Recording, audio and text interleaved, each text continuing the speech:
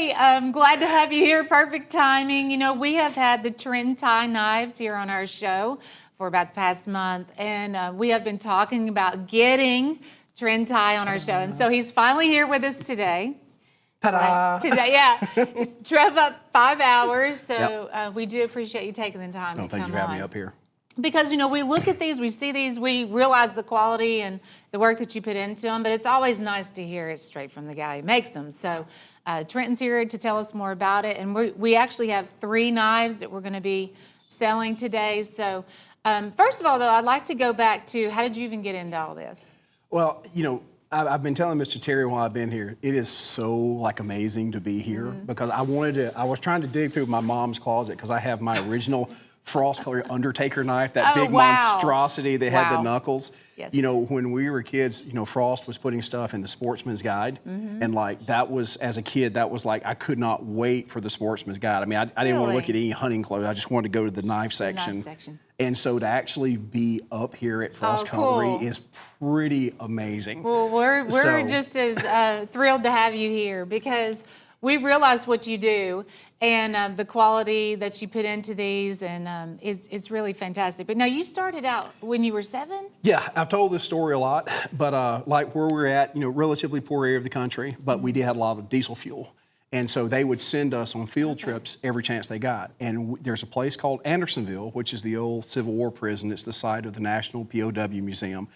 And I sat on a little bench, and this guy came out in front of the forge, and he had a little conductor's cap on and coveralls, and he reached into the fire, and he pulled out this iron rod, and the center of it was glowing white. I'd never heard metal hiss before. It's dripping metal. He goes, "Superman, eat your heart out," and he bends it in half. And that is burned into my mind. That's like the most powerful memory I have.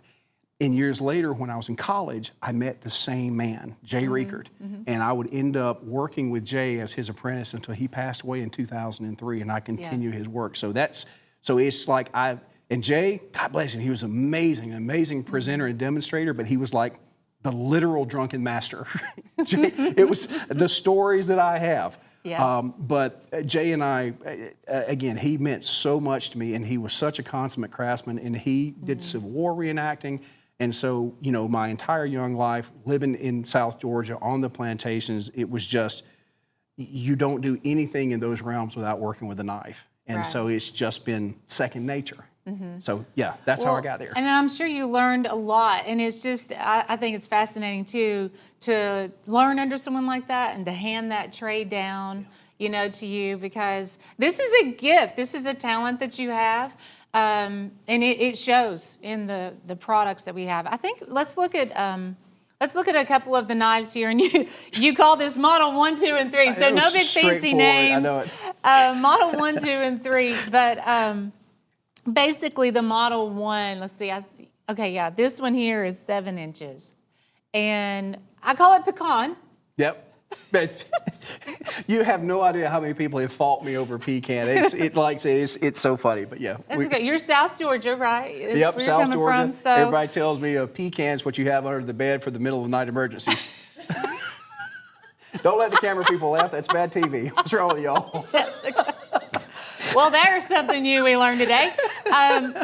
But it is, so it's pecan one, and then you have these hand-forged blades. Yep. So we have, Model 1 is 7 inches, the one in the middle, this one's gonna be your 9-inch, which is Model 2, and then we also have Model 3, which is the 11-inch. I like the simplicity of these, to be honest. Well, there's a gentleman named Jeff White that used to make a lot of what they call colonial trade knives. And when I was coming up, we got the big Dixie Gunworks catalog. Again, you know, this was like required reading material for us. And, you know, and these knives, or knives like these, were shipped over the Appalachians in barrels to trade with Indians. That's the name trade knife, because they were such a valued item. They were straightforward, they were simple, and they worked. And so when we wanted to do more of a production knife, at the end of the day, we wanted to have something that everybody could afford, because I've got deer hunters out the wazoo in South Georgia, and I've made $4,000 knives. I can't sell a $4,000 knife to a deer hunter and imitate. And I would not buy a $4,000 knife because I'm cheap, right? Well, it is an investment, yes. But The thing is we wanted some good knives that our deer hunters could use, that anybody that's out there in the swamps down there could put to use. And here's the other thing, and I don't know how it is here in Tennessee, but every drawer in South Georgia has an old hickory knife, and one of the old ones, like from the 40s and the 50s. Okay. And they've got all these fancy new stuff there, but it's always that old knife that's almost worn down. Yeah. That's the one that everybody goes to, and that's kind of what we wanted to make. Yes, that's something that my dad would have loved to have himself, you know, and I'm super impressed with these leather sheaths too. I don't know what I like better, the knife or the leather sheath, and you guys make those leather sheaths too. The quality, folks, when you see these, I can't wait for you to get it at home in person and just see the quality. And you can see that he has autographed these for us. So everybody who's buying one of these today, you will get one of these autographed leather sheaths, the best leather sheath that's ever come across our show, and I'm being truthful about that. Well, and one of my biggest gripes with my fellow knife makers is the fact that, you know, they've got beautiful knives and they've got cruddy sheaths. Yeah. That just has always driven me crazy. And I mean, you know, that's where your knife's going to be carried. You need something durable because, you know, we're there at the hunting plantations. And if you've got one of those split leather sheaths, there's nothing worse than buying a new knife, being out on your horse, out on the quail plantation, and then when you get back in, realizing that it's ripped off your belt. Yeah. You know, that's not cool. Yeah, if anything, your entire pants and underwear are going to come off before that belt, that sheath comes off your belt. That sheath comes off. Yeah, That's right. And because when you're looking at these sheaths, I mean, I really don't know how you do this, and I'm going to talk about the prices here in a second because. This is $138, $158, $178, but some of these leather sheaths, you know, especially this one here with the larger one, that's $50 leather sheaths, $75. It is so nice. And then again, you're going to autograph them for us, so we really appreciate that. I know our customers will too. Yep, and the thing is, you know, one of the things I always worry about is this leather is actually bridle leather. It's one of the most expensive leathers that you can get on that end. The only way that we're able to do this is we have a place we work with, and every now and then they'll have a misdye on a lot, and we buy up everything we can because the quality of the leathers is that good.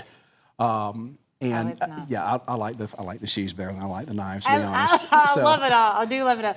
Tell me how. Let's just talk about the process here. Like when you are making one of these knives, because obviously you're putting your heart and soul in this. You've got years and years and years of experience in making these. So how do you go about making that? Like. So, you know, again, you start with the right steel. And, you know, the thing is, at the end of the day, for all marketing and whatnot, good steel is good steel. You can spend whatever you want to, but these steels, like the 1095, the 1080 series, have been used as the highest quality knives for years. The only reason that companies got into stainlesses a lot of the times is because they don't rust if they're going to be on the shelf a while. But for using, you just cannot beat these old plain carbon steels. Just can't do it. So that's where we started.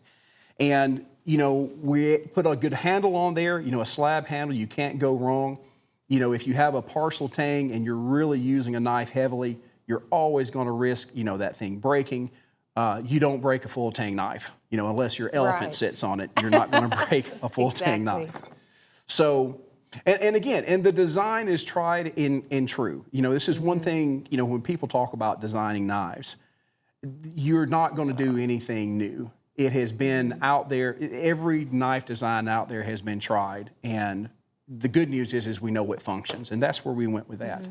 You know, we put a good grind on it. We put a good edge on it. It's properly hardened. And at the end of the day, regardless of how it looks, does it cut? And does it last? And that's where we're at. But that's the thing. I love the way it looks. You know, I'm glad it's not this shiny blade. I love the fact that they all have this individual, every single one's a little different. You can see all this work here. So let's say you went to work on this knife. How long is it going to take you to make one of these? If we do if we do one individually, it'll take me roughly all day between drying time and everything else because we use a high-quality marine-grade epoxy. Even though it looks awfully rustic, we got some technology in there. Oh, good.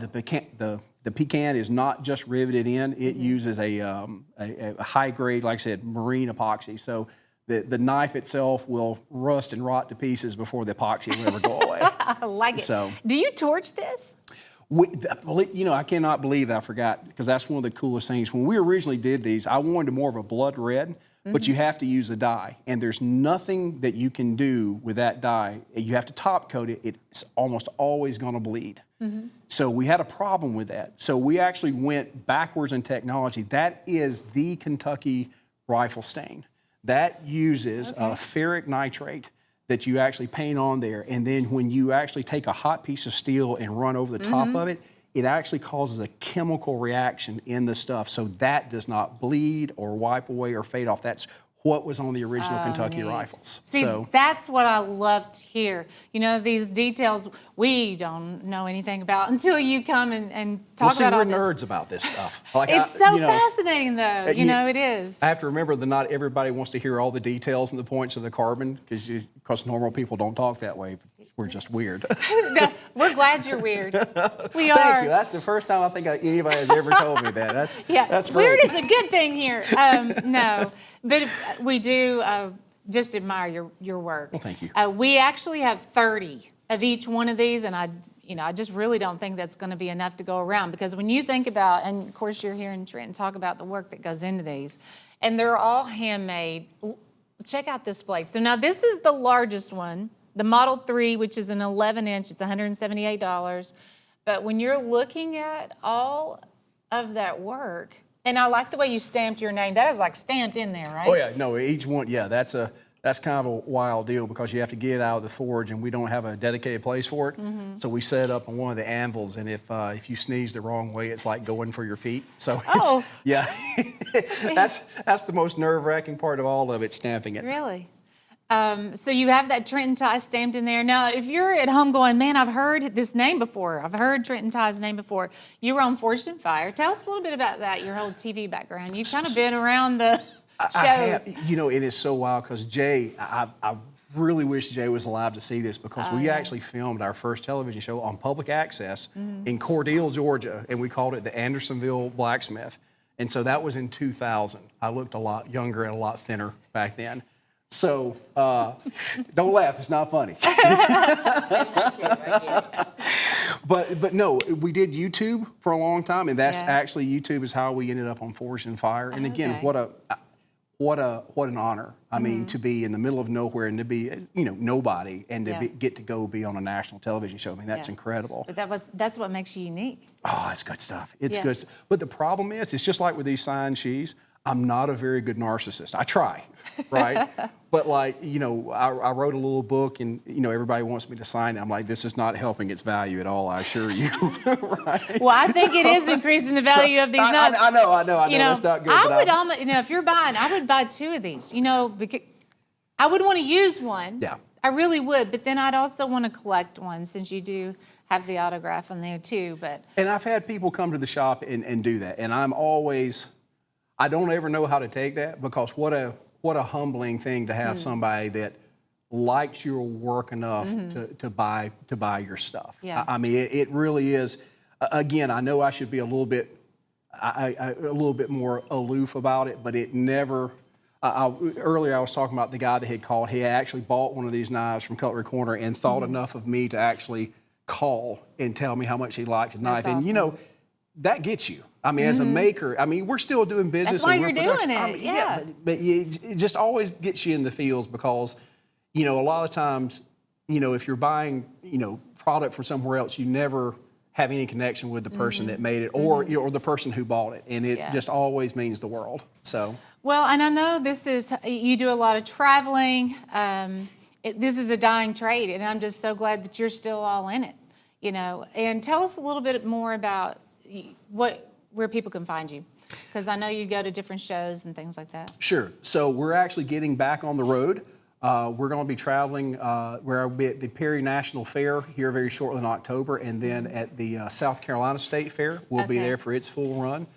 You can follow us on Instagram. It's Trenton.Tye.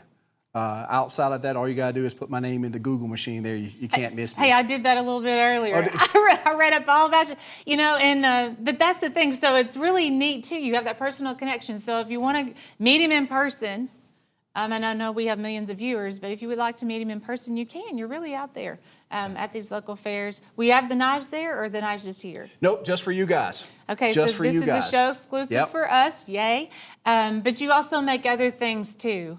Yeah, I've done blacksmithing because I didn't like to have a real job, so we've had to do a lot of different things to make money. Right. But because of Forge and Fire, I had some contacts in the film industry, and we started making props and stuff for the film industry in Georgia, which has been super cool. So we've gotten to work. In fact, these sheaths are a direct result of that because we had to add a leatherworking shop to everything. So these sheaths are kind of a direct result of the work we did for there. And now this is just the beginning for us because we're going to be working on some more things too with Trenton. I know they have those up front. Yeah. So it's an honor to have you on the show today, but you guys stay tuned because we'll have more of his work, down the road. But I do want to just take a little bit of time, look at each knife that we have here. I'm going to give you an item number and price. And of course, he has autographed these already. And there's another stack over there that he's going to be signing before he leaves today. So everybody will get that autograph sheet. So now this is the largest one. The 11-inch, and that item number is 112957, and it's $178. For the 11-inch, well, everybody has their own personal preference. I'll just say that. Some folks like to carry a large knife, some small.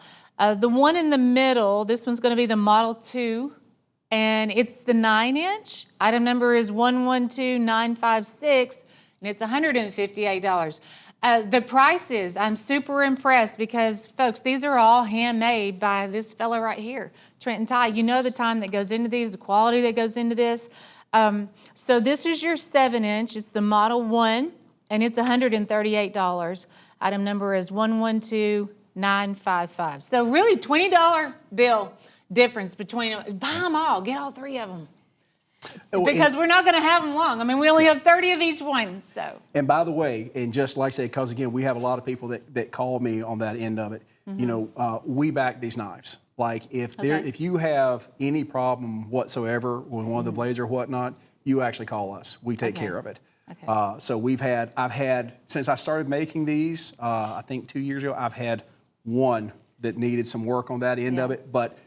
They're individually handmade. If you have an issue of any type, we take care of it. Like I said, you make a phone call, we handle it. So, you don't have to wait on the phone with customer service. I am customer service. He is.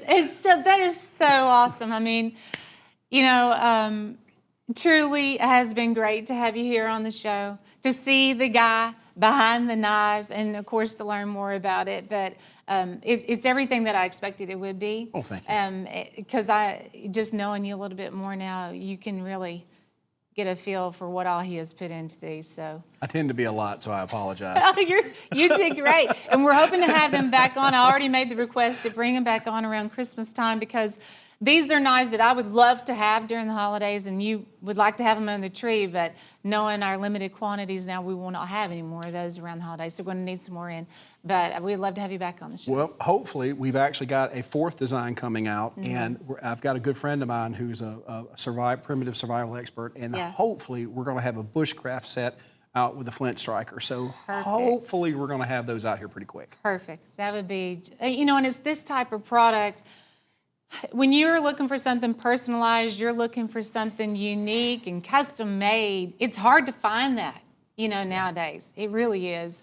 But you are keeping this tradition alive, the whole blacksmithing goal, and we admire you for it. We really do. Well, thank you very much. And we enjoy you being here on the show. So, again, if folks want to see, you can find him on Instagram. You can call him up. If you would like to, I'm sure he'd chat with you, or go to one of the local fairs because that's where you can really see it all happening. But we do appreciate you being here on the show. Ma'am, thank you so much. Anytime, come back anytime. It's awesome, so fantastic.